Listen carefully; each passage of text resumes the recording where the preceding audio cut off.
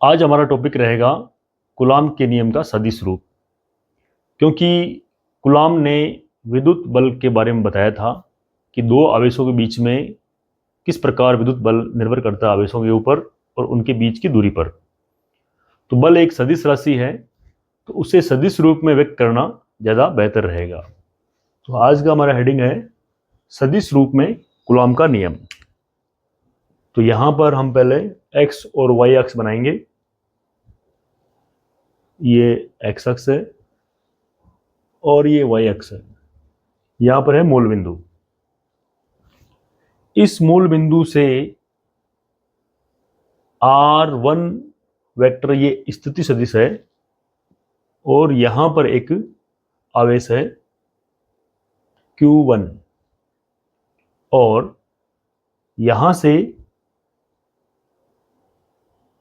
यहाँ जो है दूसरा बिंदु उसके ऊपर है q2 और q2 का जो मूल बिंदु के सापेक्ष स्थिति सदिश होगा वो होगा r2 वेक्टर। तो ये q1 q2 ले लिया हमने। अब देखो, इस q2 के कारण इस q1 के ऊपर जो बल होगा वो होगा F12 वेक्टर, यानी 1 के ऊपर 2 के कारण जो बल होगा वो होगा F12 वेक्टर। इसी तरह इस q2 के ऊपर इस q1 के कारण जो बल होगा वो हो जाएगा F21 वेक्टर, यानी 2 के ऊपर 1 के द्वारा लगाया गया बल। और इनको मिला दो ऐसे, ये हमने मिला दिया।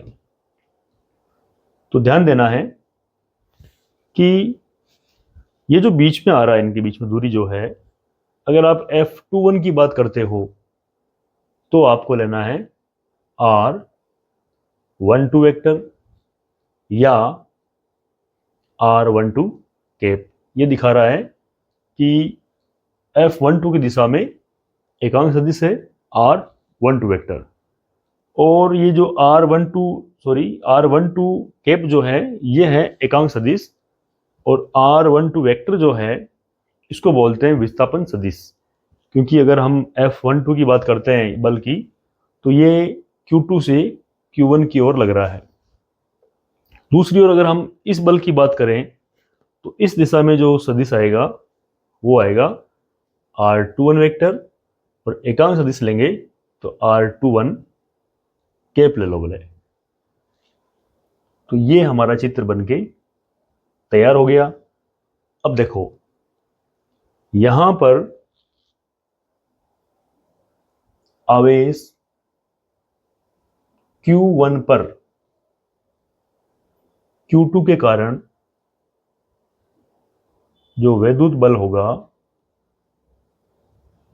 वो होगा F12 वेक्टर बराबर 1/4 पाई एप्सिलॉन नॉट, और दोनों आवेशों के बीच में है तो यहाँ ले लो Q1 Q2, और नीचे मापांक लगा के बीच में क्या आ रहा है यहाँ पर F12 लेना, क्योंकि बल कौन सा लिया हमने F12।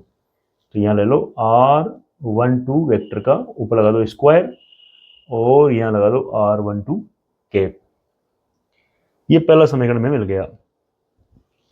इसी तरह इसी प्रकार हम अगर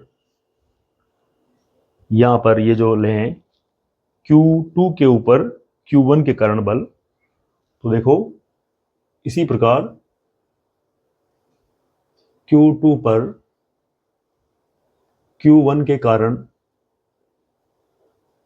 जो बल होगा, कौन सा बल? विद्युत बल। तो वो हो गया F21 वेक्टर बराबर 1/4 पाई एप्सिलॉन नॉट, और Q1 Q2 बटे में अब जो सदिश लेंगे इसकी तरह वो लेंगे R21 वेक्टर। तो यहाँ लेंगे R21 वेक्टर, ये 21 है, और यहाँ लगा दो R21 कैप। ये समीकरण 2 आ गया। तो हमारे पास में समीकरण 1 और 2 आ गए हैं। अब यहाँ देखना कि R12 की दिशा इस तरफ है और 2 1 की दिशा इस तरफ है। दोनों बराबर है परिमाण में तो, लेकिन इनकी दिशा क्या है, विपरीत है। तो देखें यहां पर, यहां R12 वेक्टर बराबर माइनस R21 वेक्टर, या फिर आप ऐसे ले लो इसको, R12 कैप बराबर माइनस R21 कैप। अब देखो इनका मान जो है R12 की जगह R21 कर दो माइनस का, किसमें, समीकरण 1 में। तो देखें समीकरण 1 से F12 वेक्टर बराबर 1/4 pi epsilon not Q1 Q2, यहां पर R12 वेक्टर है, इसका मान किसके बराबर है, माइनस R21 के। तो यहां पर ले लो माइनस R21 वेक्टर, ऊपर लगाओगे स्क्वायर, तो माइनस का स्क्वायर होगा तो कोई फर्क नहीं पड़ेगा, तो इसमें आप पहले माइनस मत लगाओ क्योंकि मापांक भी है और स्क्वायर भी है। लेकिन R12 जो केप है उसकी जगह रखोगे आप ये माइनस का R21 केप, तो R21 केप आया, और ये जो माइनस आ रहा है इसको ले लो आप आगे, यहां आगे ले लिया। अब देखो यहां पर इस माइनस को छोड़ दो, तो ये जो मान आ रहा है यहां पर देखो, ये किसका मान आ रहा है, ये आ रहा है ये वाला। तो समीकरण 2 से F12 वेक्टर बराबर माइनस पड़ा है, इसका मान क्या हो गया, F21 वेक्टर। तो यहां लगा दो F21 वेक्टर। तो इससे क्या निष्कर्ष निकला, अतः दो आवेशों के मध्य स्थिर वैद्युत बल जो होता है परिमाण में बराबर तथा दिशा में विपरीत होता है। तो इससे यह निष्कर्ष मिला है कि जो दो आवेश है उनके बीच में जो स्थिर वैद्युत बल है वो परिमाण में समान होता है, लेकिन दिशा उनकी विपरीत होती है। तो यहां पर ये हमने सदिश रूप देखा इसका, और ये इसका डायग्राम हो गया। इस प्रकार क्या है, ये सदिश रूप में कूलॉम का नियम ही है, जिससे हमें क्या प्राप्त हुआ कि दो जो आवेश है उनके बीच में जो बल होता है वो परिमाण में समान होता है और दिशा उनकी विपरीत है। तो यहां लगाना हमने वो माइनस, माइनस जो आ रहा है ये इनकी विपरीत दिशा को दर्शाता है, और बराबर जो आ रहा है वो इनके बराबर परिमाण को दर्शाता है, मान इनके बराबर होते हैं।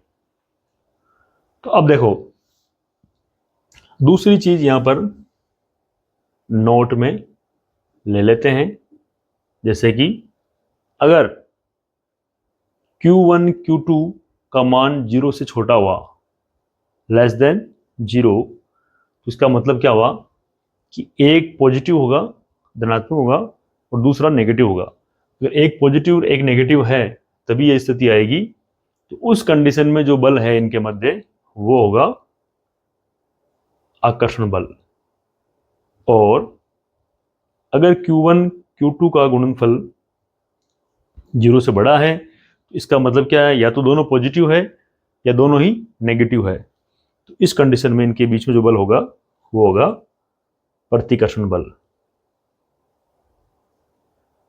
प्रतिकर्षण बल वैद्युत प्रतिकर्षण है, वैद्युत आकर्षण है। तो यहां पर आगे वैद्युत अपन लगा सकते हैं।